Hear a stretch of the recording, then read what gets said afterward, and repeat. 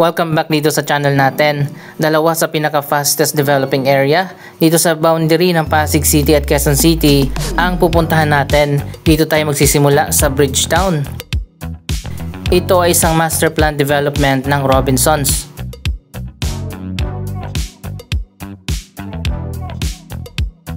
Tapos na yung ginawang renovation dito sa mga pedestrian walkway. Isa pang project ang matatapos na, ito ang Atleta Sports Bar at Bowling Alley.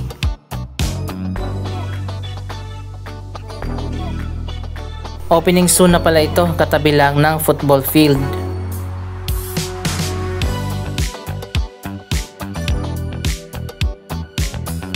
Pwede rin kayo mag food trip dito sa Mercato Central Night Market.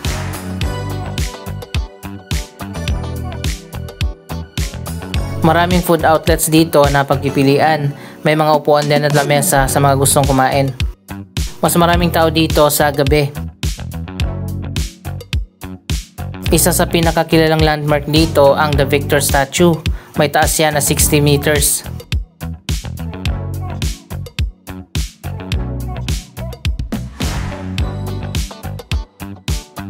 Meron na palang Christmas decorations dito, pero hindi na talaga ito binuksan. Akala ko pa naman pwede tayong umakyat dyan sa taas. Sarado pa rin siya hanggang sa ngayon mula nung opening. Isang sports facility ang itatayo dito sa gilid, ang Pickleball Arena. Abangan natin yan next year.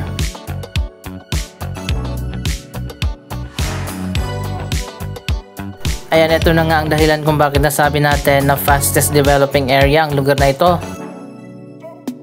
Napakarami mga proyektong ginagawa sa ngayon, katulad ng Haraya Residences, Villares Residences North and South Tower, meron pang East Tower. May isa pang condominium na ginagawa ngayon dyan sa likod. Tapos na pala dito sa harap ng Villares Residences. Sobrang lawak naman yung walkway nila. At itong Haraya Residences nga ay isang ultra high-end residential condominium. Nasa 60 floors ang taas niyan.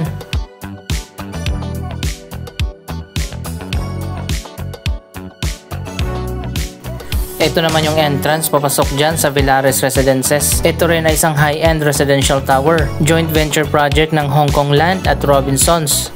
Samantalang ang Haraya Residences naman ay joint venture project ng Shangri-La at Robinsons.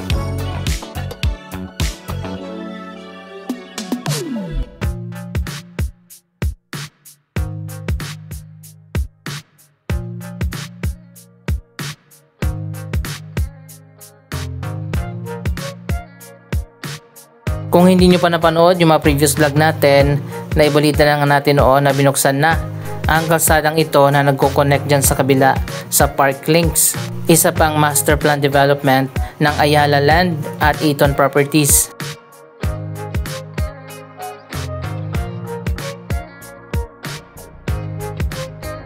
Tapos na yung isang tower ng Ceros Residences at ito na nga meron ng logo.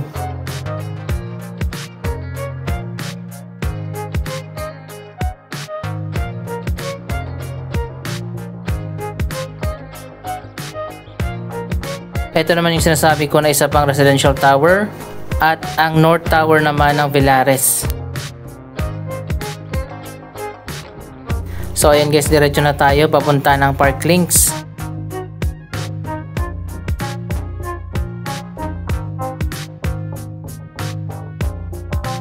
Mas nauna lang dito nagsimula ang development kaya marami ng building na nakatayo. Samantalang dito sa Park Links nagsisimula pa lang.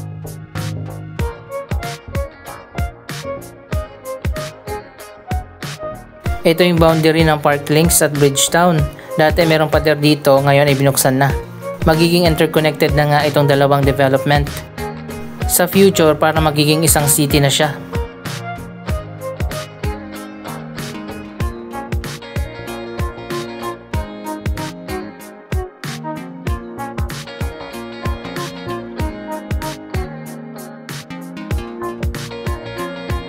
Dito muna tayo diretso sa likod ng Park Links. Ito naman ang The Latisse Residences. Ongoing din ang construction ng bagong residential condominium. Dito sa Park Links malawak pa yung i-develop na area.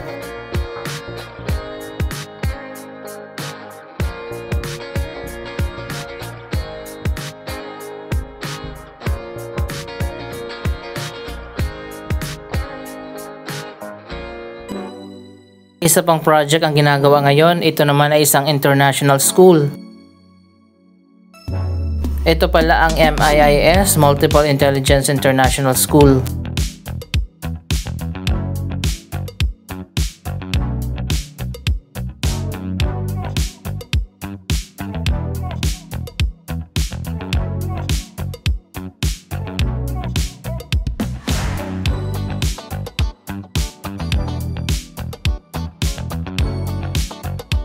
Ganito kapag master plan ang isang community. May residential, commercial, academic at marami pang ibang mga development.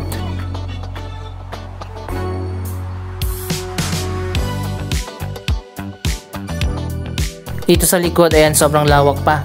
Pero ginawa na nila yung mga kalsada dito.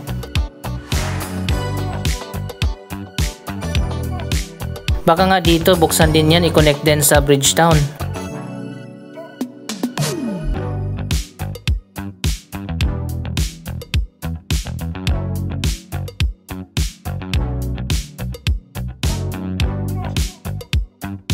Maganda i-update yung mga ganito, yung developing area pa.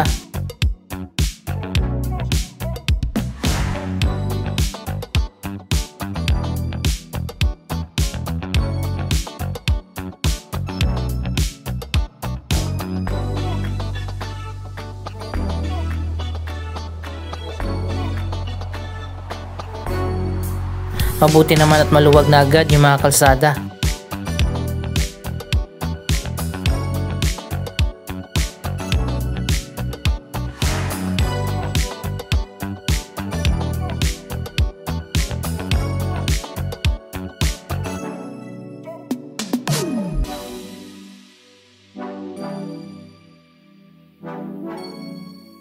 Mukhang may bagong project na naman na sisimulan dito.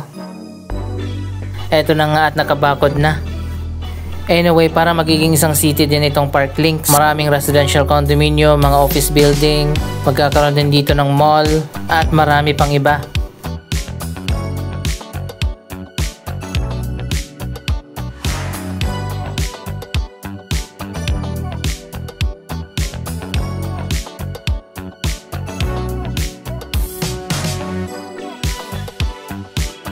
Ito yung sinasabi ko sa iba pa mga vlog na mga 15-minute cities na naging standard na nga ng mga developers dito sa ating bansa. Ang Bridgetown dun sa kabila ay isang dating factory at mga warehouse na binili para tayuan ng isang bagong development. Hindi ko lang alam kung ano dati itong Parklinks bago pa ito binili ng Ayala. Ang Parklinks ay may lawak na 35 hectares. 30 hectares naman ang lawak ng Bridgetown.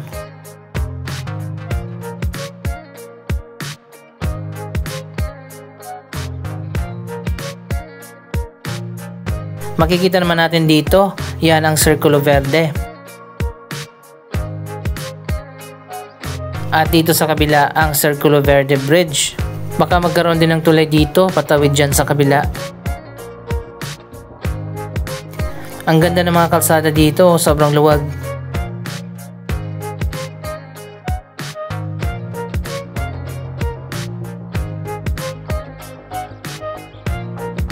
May separate din na pedestrian walkway.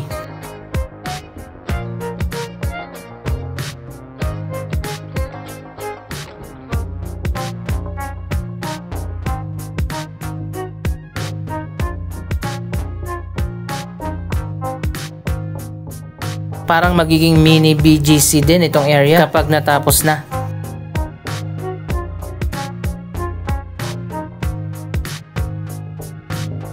Ang ganda ng bricks na nilagay nila dito, iba't iba yung kulay.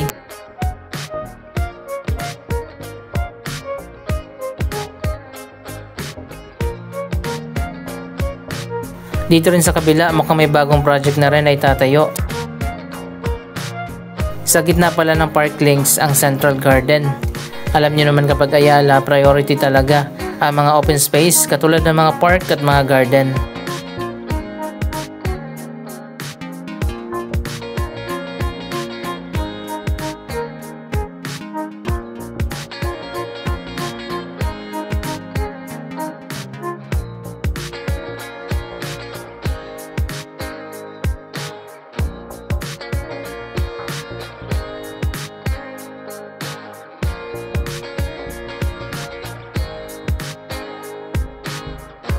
Maganda yan para may mga open space ang mga resident na titira dito. Abangan pa natin ang mga bagong projects na itatayo dito.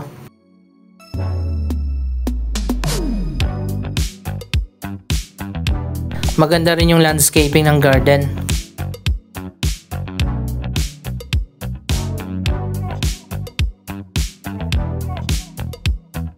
Dito naman sa kabila, merong pet park at meron ding children's playground. Eto na pala, tapos na ang visitor center. Kapag bukas na yan, dito ka pwede mag-inquire sa mga condo o di kaya office or commercial spaces na binibenta dito.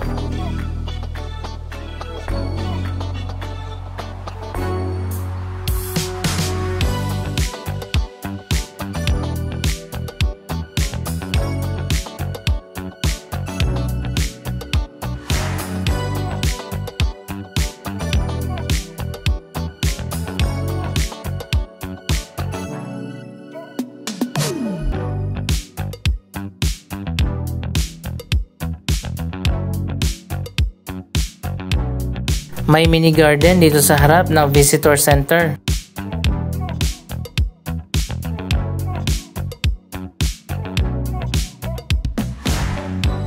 Makikita naman natin dito ang Eastwood City, isa sa mga unang development dito sa area. Wow, ito na pala, ginagawa na ang parking. Hindi lang siguro ito parking, parang terminal din.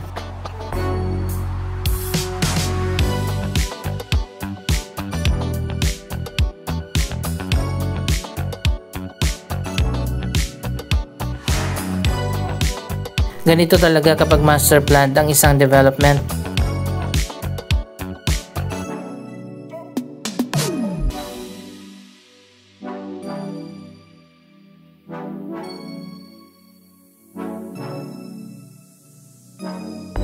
Ito naman ang Riverside Park.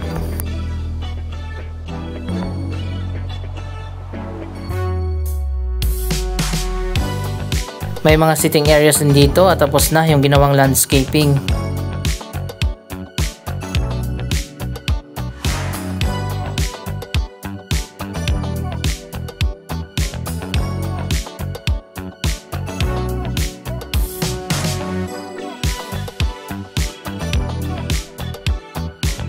Dito rin sa kabila, meron ding Riverside Park. Ang Parklinks nga pala ang the greenest urban estate ng Ayala Land. Ang Parklinks at ang Bridgetown ay nahati sa dalawa. Dito sa left ang Pasig side at dito naman sa kabila ang Quezon City. Ito na pala yung progress sa Hotel 101 dyan sa Bridgetown.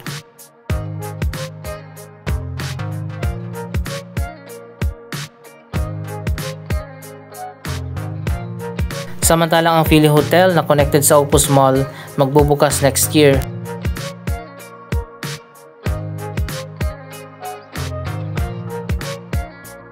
May mga bagong plant box dito sa bridge. Tataniman na naman yan ng mga halaman.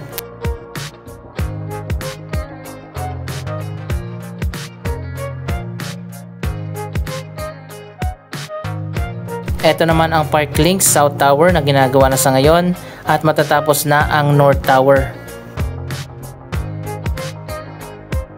Dito naman tayo sa kabilang side, ginagawa na rin ang pagsasaayos dito sa Riverside.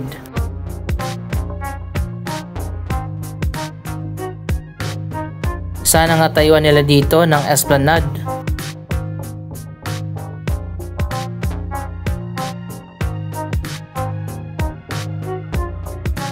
Dito sa likod ng Parklinks Tower magkakaroon ng Riverside Park. Ayan, ginagawa na sa ngayon. Ganito naman ang magiging design yan kapag natapos na. Mukhang exclusive lang yan sa mga resident ng condo. At syempre pa magkakaroon din ng isa pang park. At eto na finally ang progress sa ginagawa na bagong Ayala Mall Parklinks, ang pinakabagong mall dito sa Quezon City. Mukhang connected din yan dito sa condominium. Ipinakita na dito sa poster yung magiging design sa loob. Parang Ayala Mall Circuit Makati kung nakapunta na kayo doon.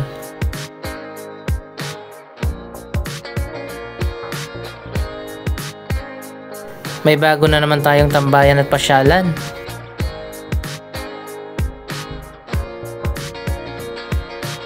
Sa taas pala nito ay mga office building. Baka magkaroon din ng Seda Hotel.